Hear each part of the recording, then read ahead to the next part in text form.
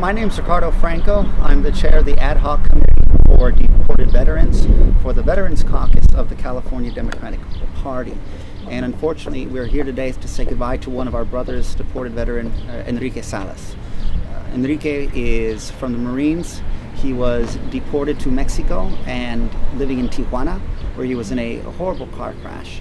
Unfortunately, we were not able to bring him back to the United States to seek the medical treatment that he's entitled to in time to save his life. But he did pass away on American soil. So we're here in Reedley today to give him his final goodbye, or final until we see each other again.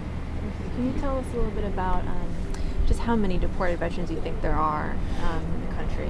We believe there's about 1,500 veterans who have been deported. The Department of Veterans Affairs does not keep track of how many of them get deported, and immigration doesn't keep track of how many deportees are veterans. But we know that there's quite a few of them. Getting deported to a country that you don't really understand is one of the worst crimes and punishments that we can ever think of. And to think that this is happening to people who put on that uniform and then we discard them like this is a national travesty and disgrace, quite frankly. The only way that they can legally come back right now is in a box. Unfortunately, Enrique was not able to survive, but he was also not able to return back to have his life restored, which he deserved. So today we're at least giving him his final farewell with full military rights and an honor guard. Unirnos a sus voces, cantando jubilosos tu alabanza. Santo, santo, santo es el Señor, Dios del universo. Llenos están el cielo y la tierra de tu gloria. Hosana en el cielo. Bendito el que viene en el nombre del Señor. Hosana en el cielo.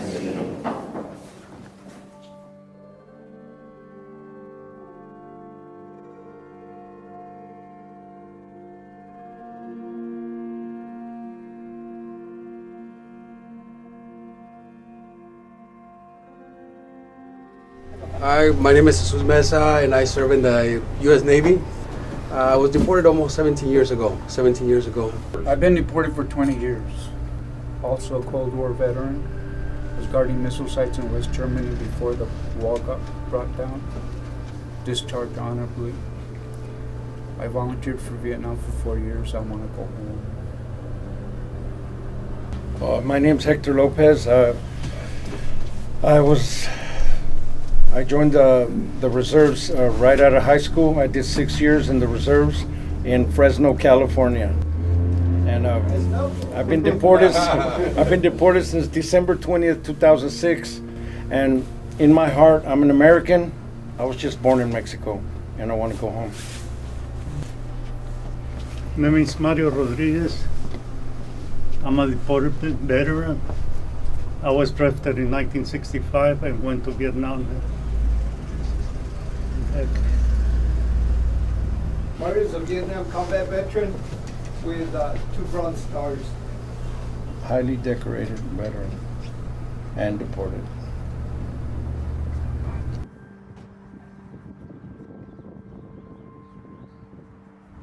¿Usted ha escuchado de los veteranos deportados de los Estados Unidos? Sí, Sí. en las noticias hay muchos Aquí. y hay muchos en el borde. Sí, es porque en los Estados Unidos casi no se escucha de eso. Si empieza la plática, muchos ni saben que están aquí en Tijuana. Y por eso estamos grabando. Sí, hay muchísima gente que son veteranos y aquí están y no tienen casa aquí. Mucha gente les ayuda, pero no es suficiente. Sí. No es suficiente, pues ya conoces aquí el gobierno de aquí. Sí. Así que pues no los apoya, pues. Y ningún país, ¿verdad? Nadie. Lo primero que hace Estados Unidos es deportarlo. Sí. Es lo primero que hacen. No quieren batallar, pues. No quieren pagar más dinero en cárceles, no quieren batallar. Exacto.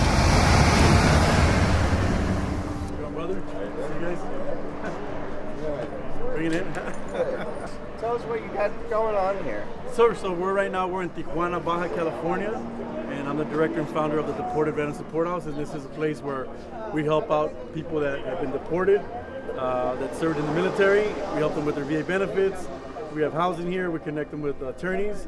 But mainly this is also like the housing where the guys can come and stay whenever they don't have anywhere else to go. So from the side. Did you move to the United States growing up? Actually, I was taken to the United States. I didn't move. With my parents, yeah, I was 18 months old. I was a legal resident of the United States in 1956. So your family got you a green card? Right. Where were you born? I was born in Colón, Republic of Panama, 1960, October 14. Okay. In 1980, I went to the United States. All right. Where to? Brooklyn, New York. Brooklyn, New York. With a green card? With a green card. All right. All right. Well, how old were you when you came to Los Angeles? I was 9 years old. 9 years old? What led to you getting deported?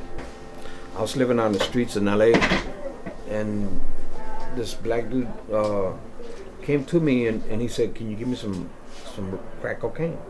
He wanted $40, and I went to go buy it for him. And when I gave it to him, all the police came through and everything, and they apprehended me and the guy that I got it from. But they ended up charging me also with possession of cells. I figured that since I was in the military and I got an honorable discharge, that I probably could beat it. What are the events that led up to you being the brains deported? when I got deported, I was heading, like what I tell everybody, I was going to work. I work in construction. I work in a plastic company. I worked there for about 6 years. What year? That was back in 2009. 2009? Yeah. Well, since I was in the Marine Corps, I used to live in Tijuana. Every day I used to cross the border to go to Camp Pendleton. Okay. Every single day. Okay? So after I got out of the Marine Corps, I still stay and live here because we got a whole house, right? So after that day, I was heading to, like every other day, head to work, get up 3 in the morning, cross the border, stop in Jack in the Box to get my coffee and pick up one of the workers. He worked for the company for 5 years. I never know he didn't have papers. Never came to my head he don't have paper because we used to go to the same check cashing place. They pull out in California ID, cash and check, get the money. So I don't know. So that day I got the Jack in the Box. He get in the car. We got 2 coffees. Right after I get enough, I got blacked by 2 civilian cars. ICE. They just came and approached me, take all the bags with ICE, and then took the guy out of the car, handcuffed him, put him in the van, and then pulled me aside and told me, you know, you have somebody illegal in your car. I said, oh, I don't know, nobody illegal in my car. He said, yeah, that guy, he don't have paper. I don't know, he worked with us, and that's it. So they took me to the station. They tried to frame me and say I was trafficking, but it didn't happen crossing the border. It happened in the United States. I got stopped in University Avenue, San Diego. And they tried to say I was crossing the border with a guy. So the only thing they got me for transporting somebody illegal. When you were deported, were you welcomed down here, or was Hell no. All right, so we're discriminated against by our own people. Why? Because we're pochos. And then when we're dropped off, it's like they just want to take advantage of us because they see that we're not Mexican. Basically, when we're coming down here, we're coming in shackles. They don't unlock the shackles until you're about to step off. I remember my left foot hit the U.S. and my right foot hit Mexico, and that's when they dropped. That's it. What is it like for you on a day-to-day basis to really try and keep the lights on, literally? Doing a lot of activism and running a place like this is very hard work. We assist a lot of people. We get the guys some basic hygiene items and things to kind of get them by or food through the day. how many deported veterans do you have identified as of current? We have 350 something. And, roughly how many of them are right here between Tijuana and Juarez? The majority of them are from probably over 100. No, I take that back. About 100 are just from these two. So potentially there's thousands out. To be honest with you, I think there's thousands out there. We just know of this is what we are in contact with, or that we'd have identified. Across how many countries? 42. 42 countries. Veterans are being deported to 42 countries because we have guys that are being deported to, like, one guy they're trying to deport to Russia, but since that country doesn't exist anymore, he's from Ukraine, so Ukraine is its own country now. So he can't get deported to Ukraine because Ukraine won't take him because he's from. Yeah, he's got. He was born during when he was Russian. Union. So he's screwed all over the place. So but he has to report like once every couple months, like to ICE. He's been deported, but they won't take him because So he's. Yeah, there's kind of weird cases out there. So countries are allowed to make that decision that we don't want them? Depending on the country, like Cuba at one point wouldn't take the Cubanos. So what would they do with them then? They basically had to stay and kind of check in like a parole type thing. But where are they living is what I guess was. Yeah, where they have to stay in the United States. Yeah. Oh. So has there been anything to talk to Mexico by saying, hey, we're not taking them? If Mexico would say, we're not taking them, they would.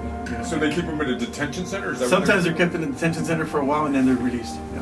So is there any way to access information like that? To like go to the government and say, I would like a list of other deportees? No. They won't allow access. So what happens is when you go to detention centers or immigration, they don't ask you whether you're a veteran. We have no power. When I try to cross back, they gave me 13 months. There's some people there that were getting a lot more time than that for the first time. But then again, they have violent felonies and stuff like that, and I didn't. All I had was a $40 charge, and if my mother was to die, I still couldn't see her, So the only times I could see her was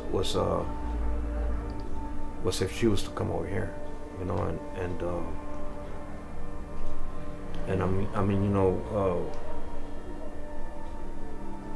don't really know if I'm answering your question or not, but it's like, it's sad. It's real sad. And we all have the same struggle. So, we could raise hell. Yeah. DACA is raising hell. I help them sometimes go over there near nobody listens. The only people that listen is the people that are driving through, going to the other side, and what can they do? In the era of Vietnam, thousands of U.S. citizens heeded the call of their nation and went to war, but thousands of them, they didn't. They fled the country. They either went to Canada, came to Mexico, or anywhere else. They were banished from the U.S. But years later, they received their amnesty. They got to come back home. They didn't serve the country at all. They fled. And upon arriving back from their amnesty, thousands of them broke the law.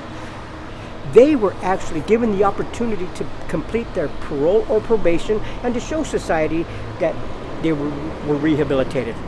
We that actually served and we volunteered to enter the armed forces and to protect that great nation, my nation, because I've been there since I was 2 years old, kindergarten through high school, Marine Corps, the works. It's understandable. I broke the law, sure, but I also paid my debt to society. Where's my chance to show the people of the United States that I've been rehabilitated? Give me that chance and opportunity that I will complete my parole and actually become a pillar of the community. If it was 2009 and you were working for that plastic company, what would you do differently? Different?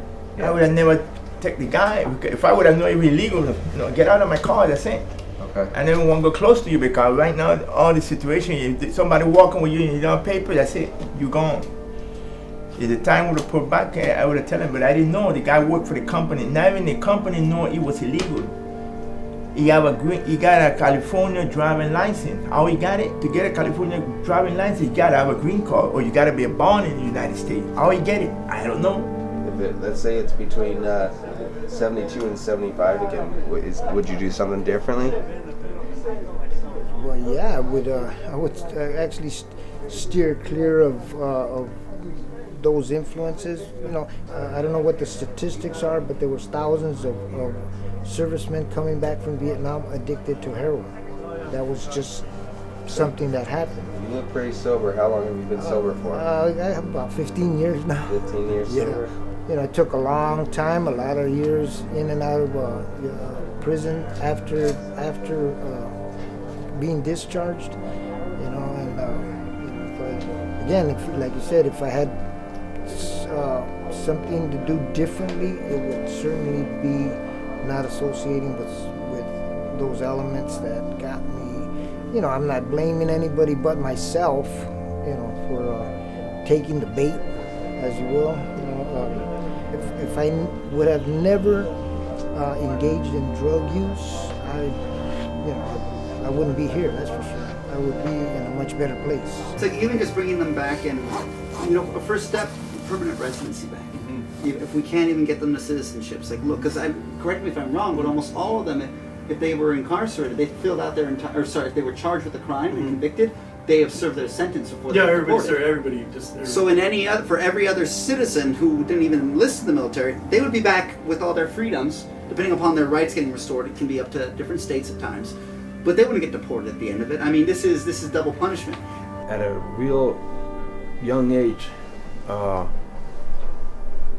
I went to the United States, and I guess to live a dream, to have a better life. They say that beauty is in the eye of the beholder. Well, so is ugliness, I did a lot of things in my lifetime that doesn't merit any of the things that now I know I lost, and I understand that. I see the military personnel here in Mexico. If they were to go to war against the United States, which way would I want to go? I can't go nowhere.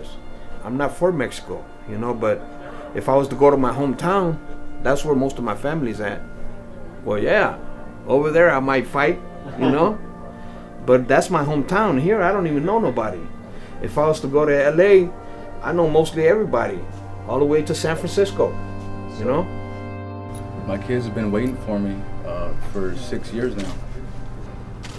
We just want the people back home to know that we're here. We are your veterans. We're your soldiers. We went out there and fought, and we're willing to die for you. So bring us back home. And you would probably do it again, right? Yeah, they know that. They know that. Once you serve, you're always willing to give everything. That's where they got us. They know they got us because we're always going to be faithful to only one flag and one country, and that's the United States of America. And that's never going to come off. They're never going to take that away from us, no matter where they send us to.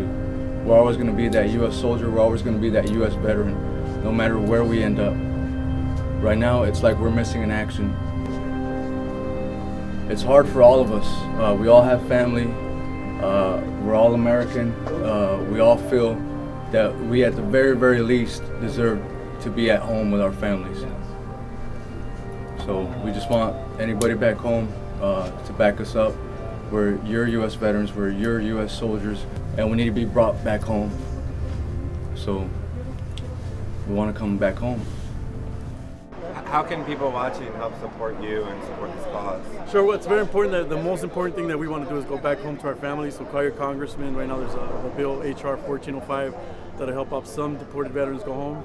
So make sure they call your legislators, but also for the House, monetary donations, hygiene kits, food, anything that'll help support the bunker and the logistics of paying rent, utilities. So you can go to deportedveteransupporthouse.org and give a small contribution, which goes a long ways over here. So the dollar does go pretty far over here. Last year, Governor Brown granted you clemency. Why are you still here?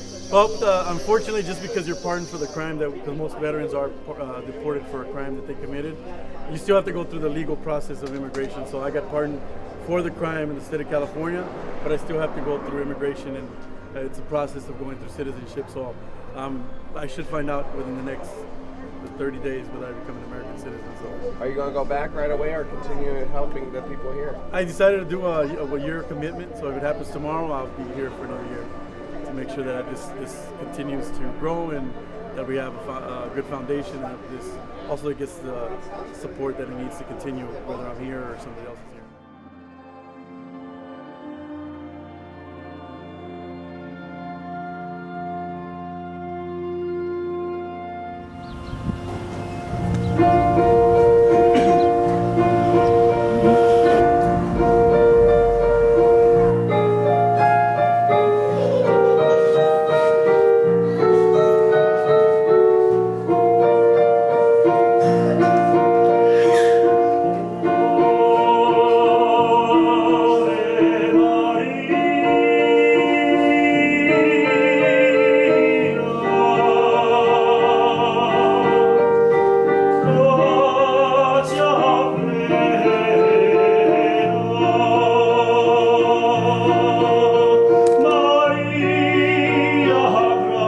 I believe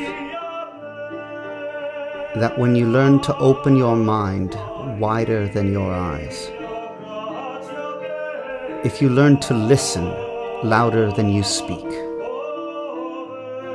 then you'll truly be able to see the good in people and not be blinded by their imperfections. You will see how hard they work. You will see how capable they are of love, and how with nothing they can still give. And I have faith that we can have a government that will work for us, that understands laws without morals are useless. And when we finally learn to forgive those who may have made mistakes, I pray that they will show mercy and forgive us for not having done the right thing sooner.